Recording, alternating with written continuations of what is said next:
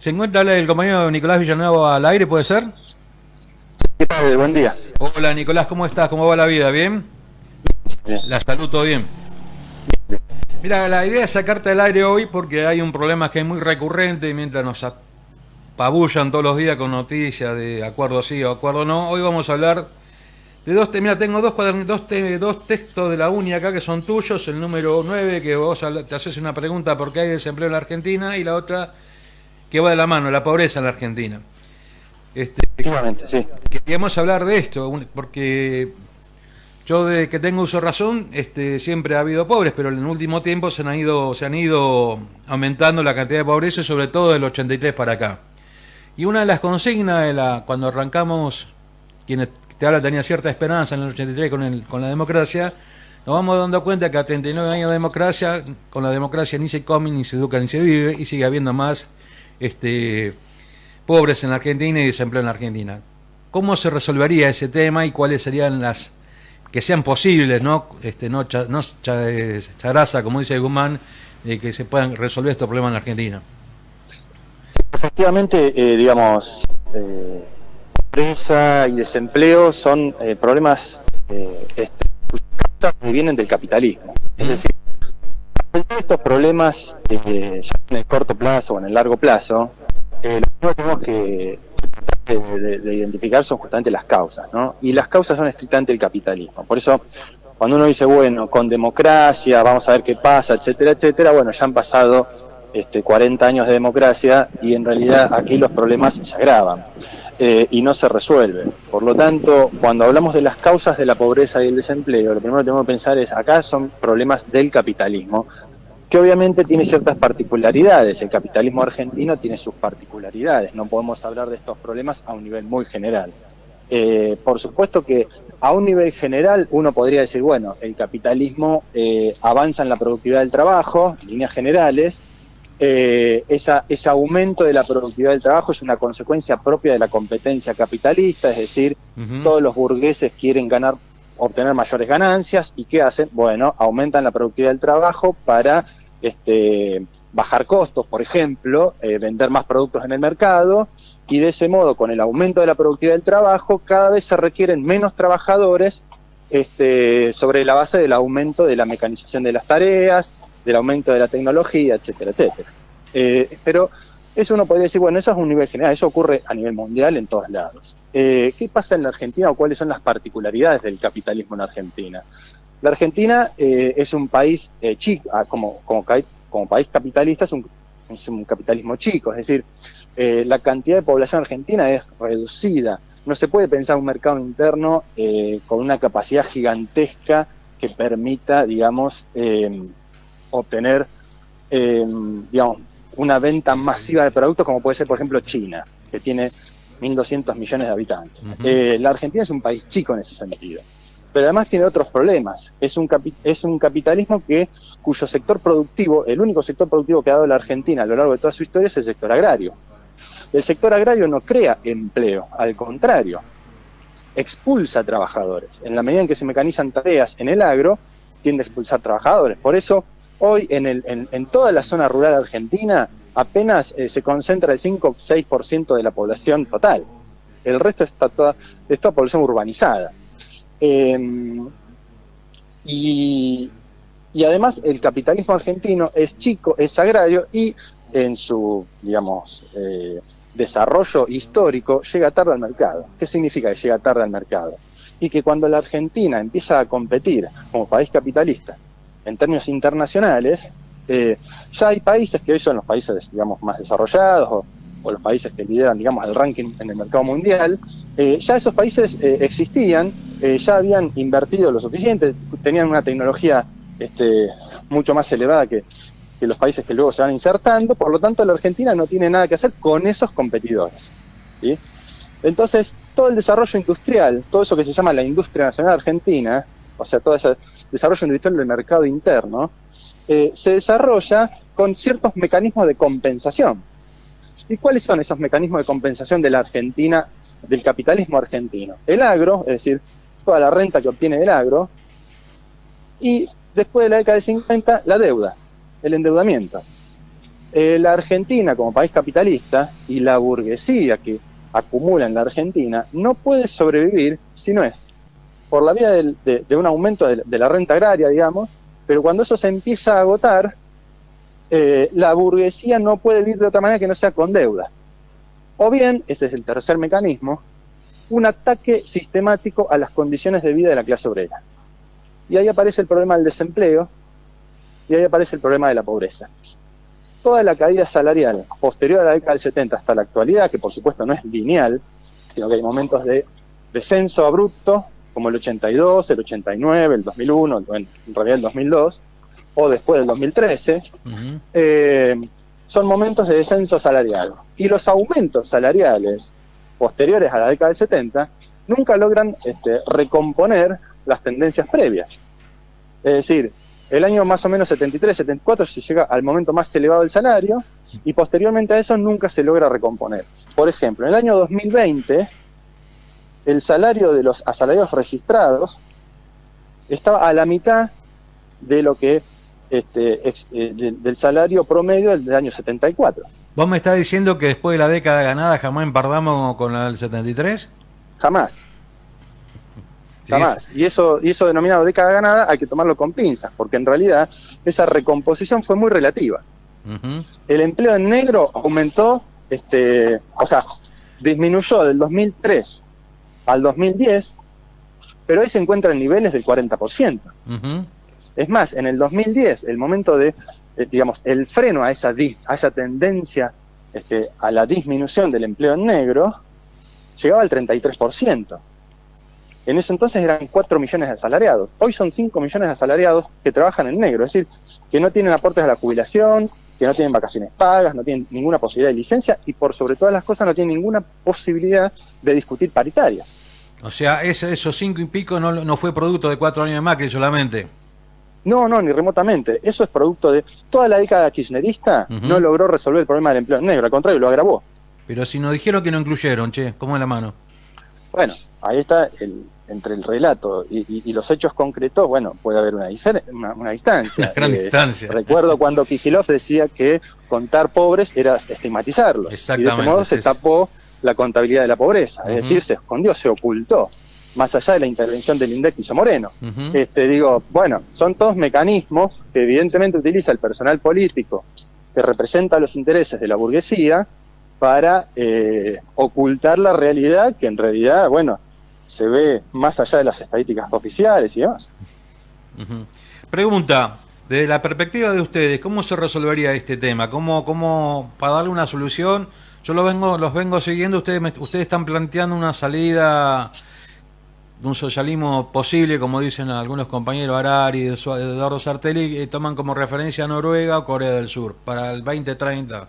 Pero para aquí y ahora, Suecia-Corea, sí. Suecia-Corea, ¿cómo se resolvería para aquí y ahora para darle problema a esta situación que va increciente y que la caldera va levantando presión? ¿Cómo se resolvería? Sí, cuando decimos Suecia-Corea, decimos las condiciones de vida de Suecia posterior a la Segunda Guerra, entre los años 50 y 60, y cuando decimos Corea, decimos la productividad de Corea, es decir, 4 o 5 capitales, empresas concentradas que logren,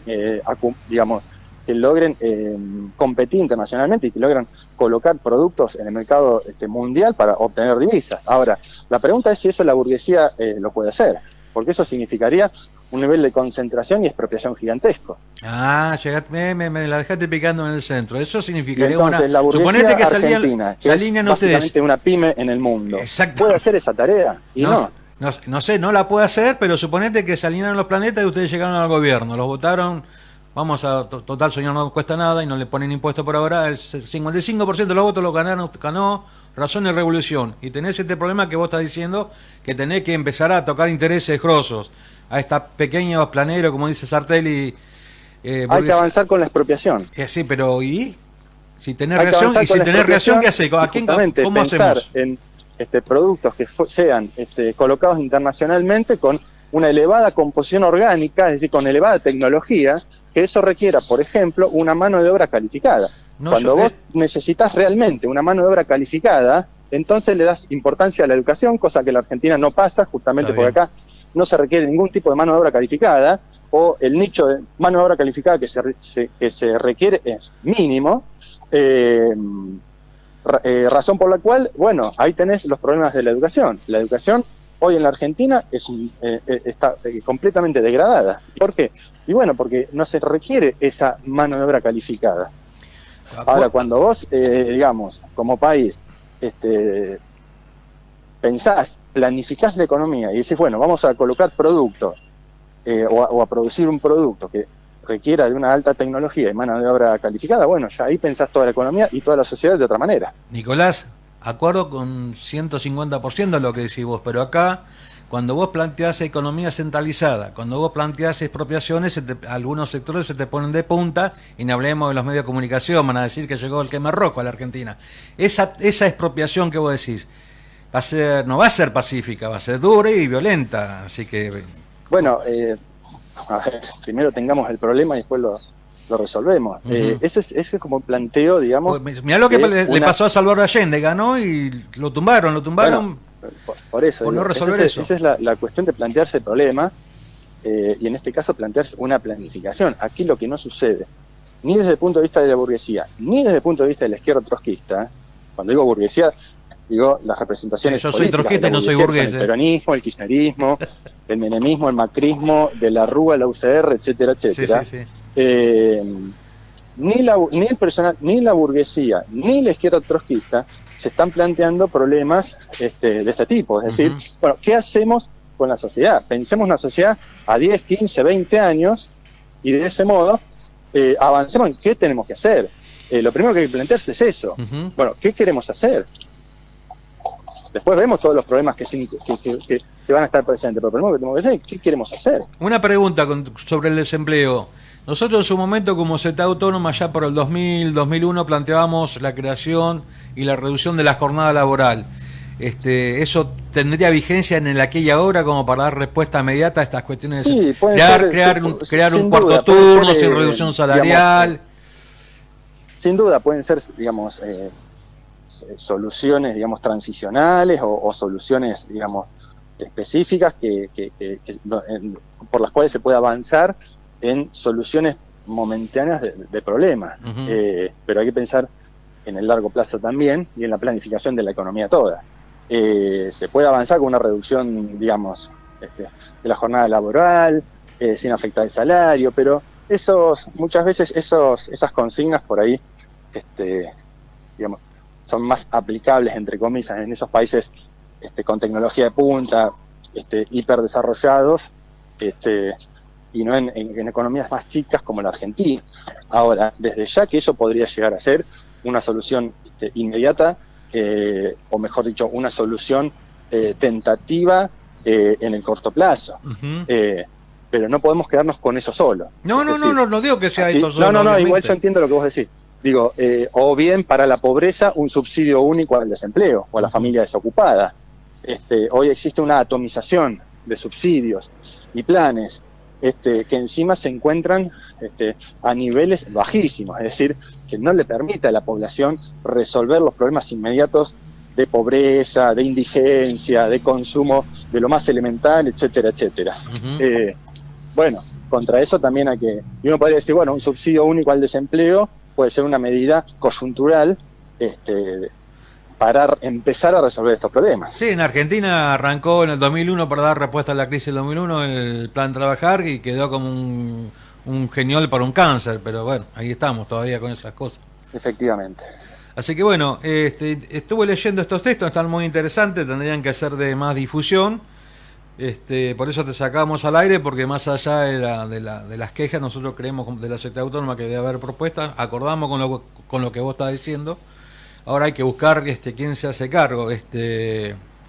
Y acuerdo con vos a lo que la izquierda se refiere, que en eso no hay un programa serio.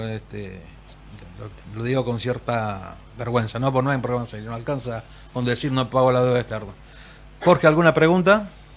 No, simplemente lo que planteaba el compañero me rechina un poquito exaltar Corea del Sur, porque el nivel de Corea del Sur en cuanto a economía, en cuanto a inserción en los mercados internacionales y todo lo demás, tiene como base la precarización laboral la digamos, una masa de trabajadores casi sin derechos. Y no ha sido el tigre de Malasia. El tigre asiático que decía Cavallo. Digo, hoy día tiene serios problemas y no solo por la pandemia.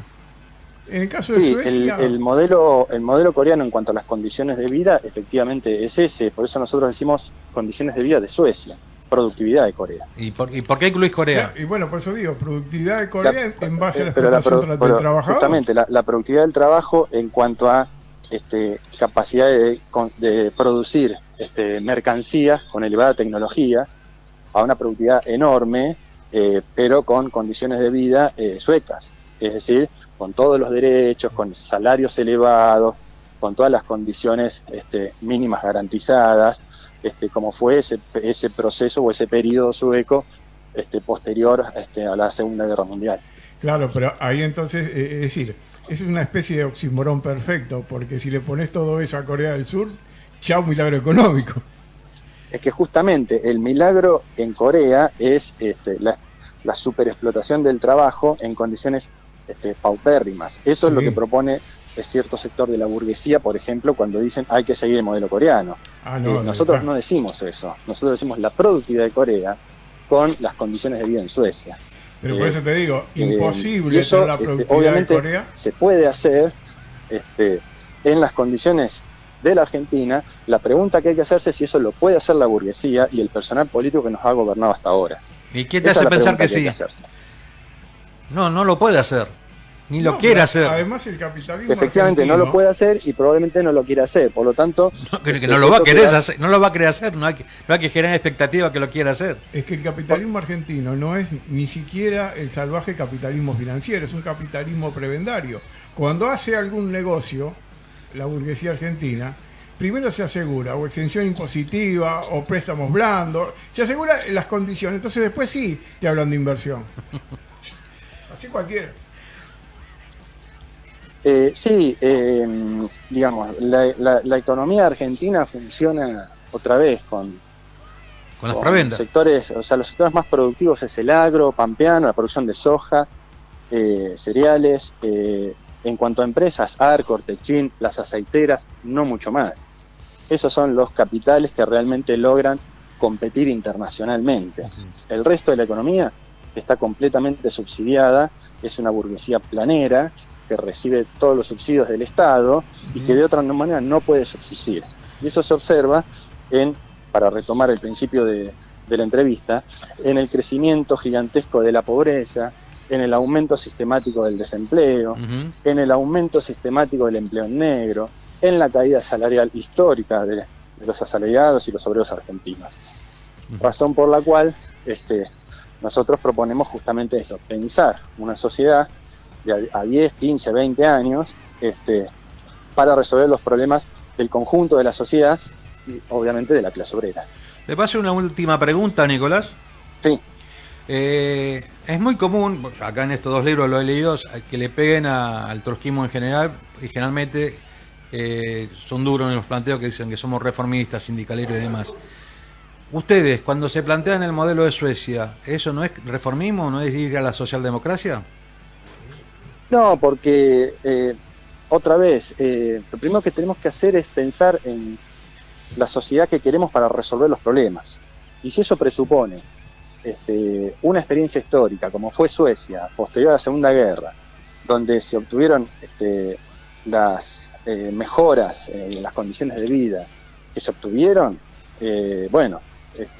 por lo menos para ponerlo como un horizonte. ¿Y por qué pones a Suecia y no los logros de la Unión Soviética? ¿Por qué ponemos ¿Qué queremos como sociedad? Bueno, yo quiero como sociedad una patria socialista y tomo como referencia, quizá algo nostálgica, los logros de la vieja Unión Soviética, que salió del feudalismo y se transformó en lo que se transformó durante 70 años, sin prostitución, ni drogadicción, ni cosas por el estilo. Nosotros lo que hacemos es investigamos la realidad concreta. Y la realidad argentina concreta, ahí están los libros publicados y demás. Por eso nosotros no somos ni dogmáticos, nada. Recuperamos las experiencias que han sido eficientes. Si alguna experiencia no fue eficiente, obviamente el modelo ruso tuvo contradicciones y bueno, no hay por qué repetirlas. El punto es, ¿qué hacemos nosotros acá en el aquí y ahora? Lo primero, como partido, nosotros lo primero que hacemos es conocer cómo opera la realidad acá y ahora. Y en ese sentido, tomamos decisiones. Eso es lo que nos diferencia a nosotros, entre otras cosas, del trotskismo. El trotskismo sigue reivindicando cosas prácticamente de manera religiosa o dogmática. Nosotros estamos en otra sintonía, digamos. Conocemos la realidad para después intervenir sobre ella. Bueno, Nicolás, espero que te haya gustado la entrevista y bueno, seguiremos manteniendo el contacto para seguir discutiendo estas cuestiones, ¿te parece? Bueno, un abrazo grande y hablaremos pronto. Listo, gracias Nicolás por tu tiempo. Listo.